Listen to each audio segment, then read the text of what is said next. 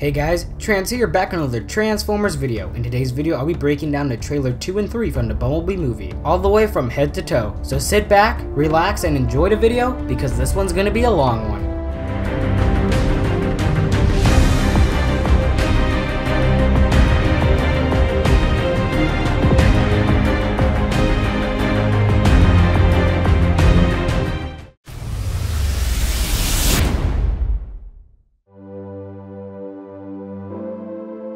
I'm Charlie Watson. I'm 18. Today, actually. Is the Beetle for sale? Yours, kid. Happy birthday. So starting with trailer 2, in the first scene we get to know who Charlie's character is in the movie. She's a girl of 18 and it's her birthday. She goes to this junk lot where she discovers a VW bug and asks the owner of the place if she can have it. And I'm assuming that the shop owner is either a relative of Charlie's or her boss. But the boss theory may not be correct as we look into trailer 3.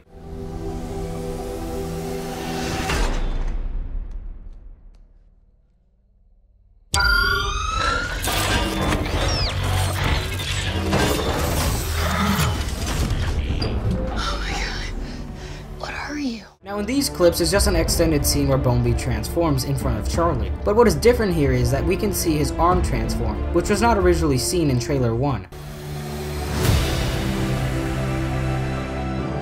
So you have no idea where he came from? No idea. Well. Now in these clips we get to meet the boyfriend of Charlie, whom is Mimo, and his character is played by George Lundberg Jr., who actually played a small role in the movie Spider-Man Homecoming. And now with Mimo's character being shown, we can predict that Bumblebee will have an attachment to him, like he does with Charlie. Here's the deal. People can be terrible about things they don't understand. From now on, the only person you can show yourself around is me. Oh, I'm good. No, I'm good, thanks. Now in these shots we can see Charlie talking to Bumblebee about the military unit Sector 7, and saying to him that since the military doesn't understand Bumblebee, they are afraid of him, which ultimately makes Bumblebee an enemy of them, so that's why they want to take Bumblebee out. Also in this scene we can see the Hoover Dam, which in the first movie held to Allspark and Megatron, which could mean that this movie is a prequel, but I'll get into that possibility of the reboot or prequel later. We also saw that Charlie and Bumblebee were walking in the forest, and the reason for that is so no one could see B while they were talking. We also got to see Bumblebee getting shot at in the forest by Sector 7 in his Jeep mode, which we'll touch on more later. We also got to see a shot of Bumblebee talking to Charlie, and Charlie telling Bumblebee that he can trust her. And also a comedic scene of Bumblebee kicking sand under Charlie's head when he transforms, and then Bumblebee pats the sand off to clean her.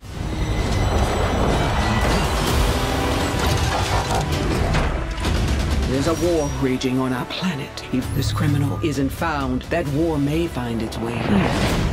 Now in these scenes we get to see the full potential of Triple Changers, as Dropkick and Shatter transform from their aerial modes into their vehicle modes, and then they transform again in this epic sequence. But besides all the coolness of these two characters, they're having a conversation with the military, which I believe that this meeting was arranged by the military and by Shatter and Dropkick. And in this scene, Shatter's basically saying to Agent Burns that Bumblebee's a criminal, or basically a fugitive, since he left Cybertron, and Shatter also explains if Bumblebee is not found, then their war has a possibility to reach Earth. And that's the reason why the military wants to capture Bumblebee so badly. But there is one more motivation that comes up in trailer 3, which we'll touch on later. Also in the shot we get to see a Cybertron version of Bumblebee as a hologram. And the proof of this is, if you look at Bumblebee's chest, it looks drastically different than what he looks like on Earth. And the overall design looks a little bit more Cybertronian, but more or less keeping to the Earth design mode, but it does have a few Cybertronian elements to it. Lastly in the sequence we can see a protoform hit the ground and explode into a diner. And we can see two people running out of the diner. And I do not believe that this is Charlie and her boyfriend, but two generic people that worked at the diner.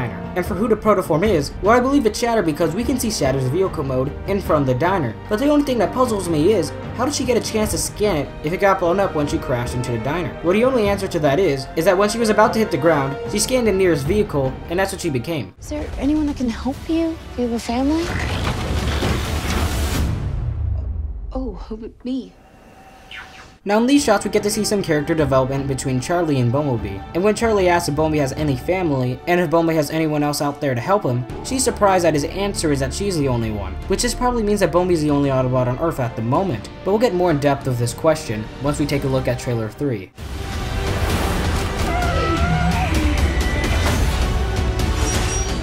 Now in these few clips we can see a few things, and the first of which is possibly Barricade. And a lot of fans speculate that this police car is Barricade, and here's why. For one, we can see Bumblebee jump onto the car, and the hood of the car does not dent whatsoever. And in the Bayverse, we never saw a Transformer get dented in vehicle form, not even when Cade was hitting Optimus Prime with a hammer. And since that we learn in Transformers Age of Extinction that Transformers are made up of elemental metals, which is transformium, I can conclude that this car is Barricade. Because if it wasn't Barricade, then the car's hood would have definitely been smashed. But the only thing that grinds my gears with this police car is why is it green? Which is an odd color for Barricade because we only see Barricade in the toys for the Bumblebee movie being black or blue. And the same goes for the movieverse. And we never saw a green Barricade, so... And I do not know why they gave him this green color, but maybe he'll scan a different cop car later and then it'll look more like the iconic Barricade that we all know and love. But if that is not enough proof for you, we can clearly see a driver in the police car, which I believe is a hologram because why we did not flinch when Bumblebee jumps on his car? I mean, if you look at the driver, there's no flinching whatsoever. And that would have to be a hologram since there was no movement. But I'll leave it up to you if you think this is Barricade or not. I'd also like to point out that Bumblebee is half transformed in this shot, which we never saw in the Transformers Cinematic Universe before, with the exception of Stealth Force. And honestly, I love this new concept because you can do so many things right to save this franchise. And in this next scene, we can see Bumblebee chopping a tree with his blade weapon to either get away from Sector 7 or to temporarily immobilize him for a short while by putting the tree trunks in their way. They're calling an army.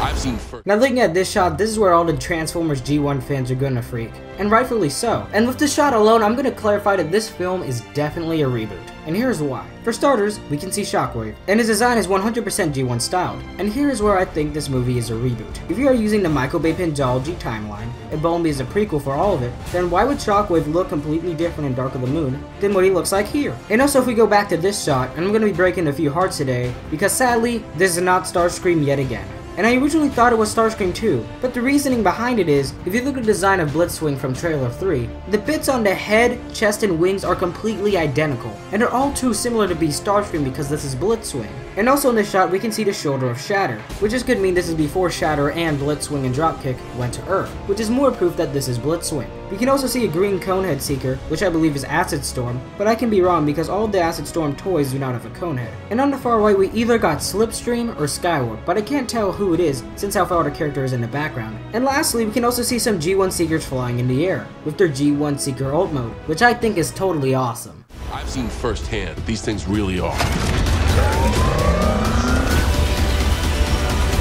Bumblebee, there is only one way to end this war. You must protect Earth and its people. Now in these shots we can see Agent Burns saying that he's seen what these things really are, and he's referring to the Transformers. Now we don't know if he has a positive or negative perspective towards them, but I think he has a negative one, which I'll be talking more about when we hit trailer 3. We also got to see the same reused shot for Blitzwing, and a cameo of a G1 Optimus Prime telling Bumblebee the only way to stop the war was to protect Earth. And lastly, we got to see my all-time favorite Decepticon Soundwave eject Ravage, which is so freaking cool. Take it down! My back, me!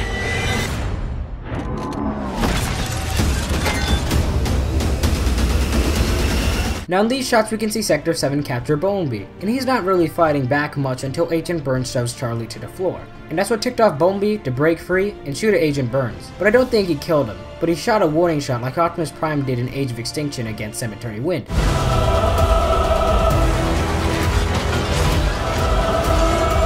This is how we stop them. And in these clips we can see a Cybertronian building toppling over, and we can see a Transformer flying towards it. And I think this red Transformer is either Blitzwing or Shatter, but I don't know the reason why they're flying towards this building. Also we get to see a shot of Bumblebee hugging Charlie, and in this shot is where it puzzles me the most. There's a tower that Shatter jumps off of, and the Fire Brothers did a good analysis of what this tower could be, and my explanation of this tower is credited to him. This tower is probably a radio tower that will be used to contact the Decepticon army to come to Earth, because they probably found Megatron in the Hoover Dam. Now with this allegation, I totally agree with it since Cybertron is dying, and the Decepticons would need to find a new home soon, so that new home would be Earth. But they'd be killing two birds with one stone because Megatron is on Earth. And all this can also be backed up by Charlie saying, "This is how we stop them," and she's probably referring to the tower. And if Bumblebee stops Shatter and Dropkick, then the signal would never reach the Decepticon army. You've got me. And I'm not going anywhere.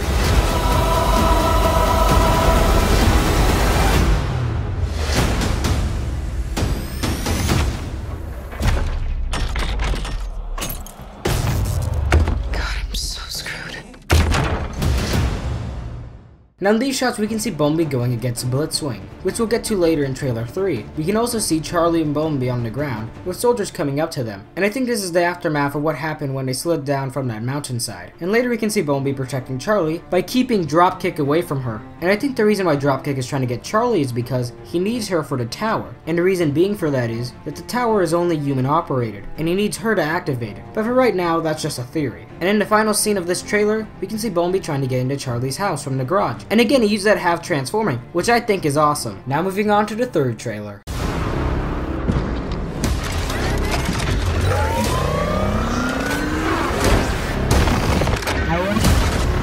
Where's Optimus Prime?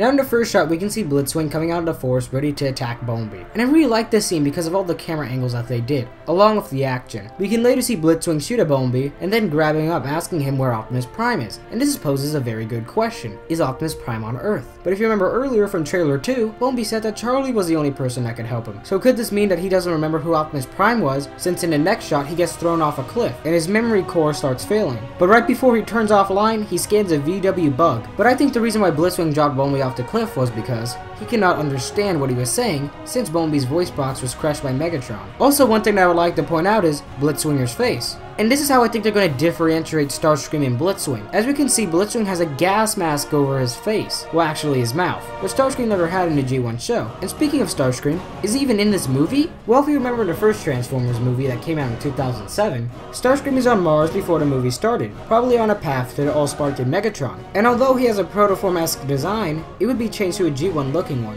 And I'll be having a video coming out soon on this topic. But this theory may not be true because I may have found Starscream in some part of trailer 3. But besides that, I do want to point out the CGI on the Earth scenes. It looks phenomenal, but the scenes on Cybertron, to me, still need a little bit of work.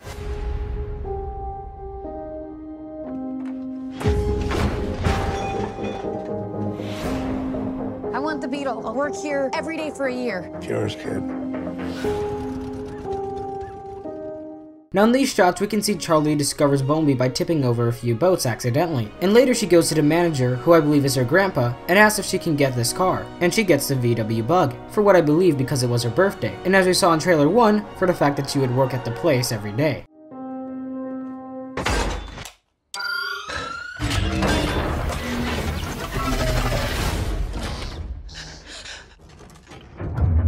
Do you speak? You sound like a little bumblebee. Now in this shot, it's basically a shorter transformation scene from trailer 1, but two things are added to it. The back transformation of Bumblebee, and the fact that Charlie claims that Bumblebee sounds like an actual Bumblebee, so that's what she names him, which coincidentally is actually his name. Only person you can show yourself around is me. So let's say we're driving and all of a sudden, somebody's there, hide! You serious? Now in this shot, we can see Charlie and Bee on the beach, and she's going over a scenario on what would happen if someone came. And ultimately, Bumblebee fails the test, but they're probably going to be doing more go-arounds of the scenario in the film.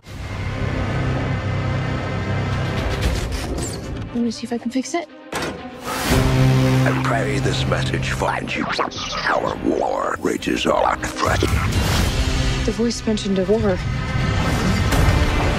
You hiding from something? Now in this shot, we can see Bumblebee's chest is sparking up, probably because earlier in the film, Blitzwing shot at Bumblebee, which damaged it, or it was because Sector 7 was shooting at Bumblebee, and Charlie asks if she can fix this, and Bumblebee agrees, and while she's fixing Bumblebee's chest, she discovers a message from Optimus Prime, that their war rages on, and in this shot we can see part of the Cybertronian war, and Optimus Prime with his iconic ion cannon, where he slams Thundercracker into the ground, and this is clearly Thundercracker because the color scheme is blue and red.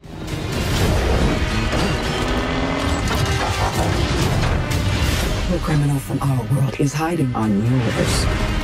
If our common enemy isn't found, We'll burn the whole planet to cinders.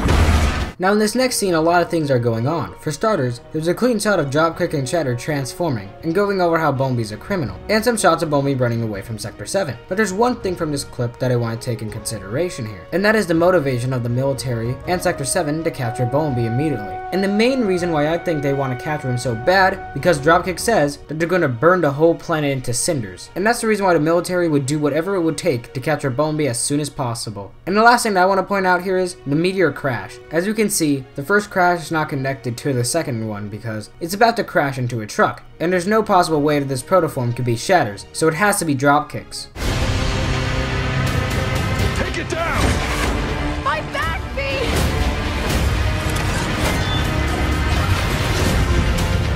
Now in this next shot, we can see an extended shot of B getting captured by Sector 7, and him getting angry when Charlie gets thrown on the ground. And remember how I said I don't think he kills Agent Burns? Well, in this extended shot, we can see him shoot a warning shot at the soldiers, which makes them fly behind an explosion. And I think the exact same thing happened to Agent Burns, because we see another explosion in the background. B-127, you must protect Earth and its people. Now in this next shot, we can see Bumblebee fighting with Blitzwing, and I think this is a continuation of the fight that they had on the mountain before Bumblebee was thrown off the cliff. But the thing that puzzles me here is, why does Optimus Prime call Bumblebee BU-127? Well, I believe this is a scout name for Bumblebee because if anyone intercepted Optimus Prime's signal, then they knew it was Bumblebee. But saying BU-127, they would not know who the heck it was. I'd also like to point out the number 127, and it's very similar to Sam's eBay username Ladiesman217, which just could be an intentional Easter egg or maybe just a slight coincidence. Though the numbers are not in the exact order, they still use the same numbers, which I think is really cool. Now in this next shot, we can see Optimus Prime fighting Soundwave, well, more or less his minion Ravage. And with this amazing scene of Soundwave ejecting Ravage, I want to point out something. After Ravage gets smacked by Optimus Prime's gun, we can see a few other characters in the background. First we can see Soundwave, obviously. Next to him looks like another silhouette of a Seeker, but I don't know which one it is. And behind Ravage we can see Shockwave, mainly because of the coloring and the yellow eye. And then next to Shockwave, I believe that is Starscream. But now you may be wondering, how could this be possible, Trance, if you told us that Starscream was on Mars? Well, let me explain. If this movie's not using the Mars lore from the first Transformers movie, then this character has to be Starscream, and here's why. If you look at the wings, they are pointing down, and all the other Seekers in the film, including Blitzwing, have their wings pointed up. Also, the silhouette of this character looks a lot like Starscream's silhouette from the Fallen War for Cybertron games. And honestly, you really can't have a Transformers movie without Starscream. And since he's the leader of the Seekers, he has to have some differences, right? And that's why, because he has the wings pointed down, that's the main reason why I think he's Starscream. So let's keep our fingers crossed that it's actually him. Thank you. Run! Do not run! She ran. Now in this shot we can see Charlie saying thank you to Bumblebee because of saving her from Sector 7, and later Charlie's boyfriend is telling her and Bumblebee to run, and Bumblebee takes his advice and he takes Charlie away from the scene. And to Agent Burns' surprise, Bumblebee actually carried Charlie away. But if you remember from earlier in this trailer, when we saw Bumblebee and Charlie on the ground, I think that's the scene that comes after this, and the military caught up to them.